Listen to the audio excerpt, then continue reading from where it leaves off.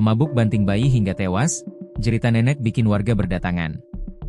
Polres Hulu Sungai Tengah, HST, Polda Kalimantan Selatan bergerak cepat mengungkap kasus pembunuhan bayi di Desa Gambah, Kecamatan Barabai, Senin, 22 September 2025.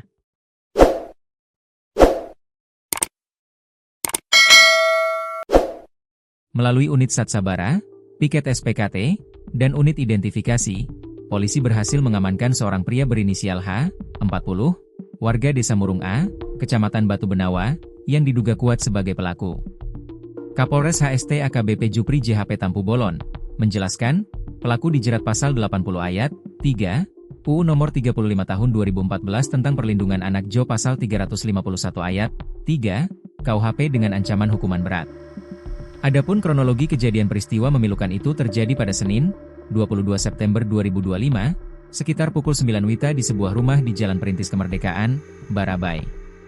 Saat itu, ibu korban tengah mandi dan bayi berusia 1 minggu dititipkan kepada neneknya. Tiba-tiba, pelaku H yang diduga dalam kondisi mabuk mendatangi rumah tersebut dan masuk ke kamar. Setelah sempat berbicara dengan nenek korban, pelaku mendekati bayi yang sedang tidur. Tanpa alasan jelas, pelaku mengangkat bayi malang itu lalu membantingnya berulang kali ke lantai dan dinding. Jerita nenek korban membuat warga berdatangan dan berhasil mengamankan pelaku sebelum diserahkan ke Polres HST. Sementara bayi langsung dibawa ke RSUD Damanhuri Barabai, namun nyawanya tidak dapat tertolong.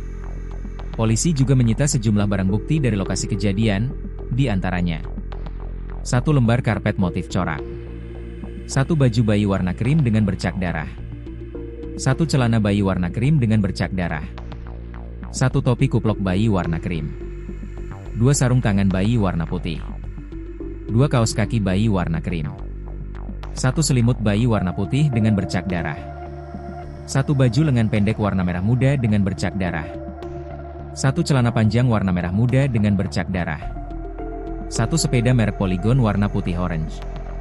Sementara itu Kapolres HST, AKBP Jupri JHP Tampu Bolon, menyampaikan belasungkawa mendalam atas tragedi ini. Kami turut berduka cita yang sedalam-dalamnya atas musibah yang menimpa keluarga korban. Percayakan sepenuhnya proses penanganan kasus ini kepada Polres HST. Kami akan menindak tegas sesuai hukum yang berlaku, tegasnya. Saat ini, pelaku sudah ditetapkan sebagai tersangka dan ditahan di Polres Hulu Sungai Tengah untuk menjalani pemeriksaan intensif dan proses hukum lebih lanjut.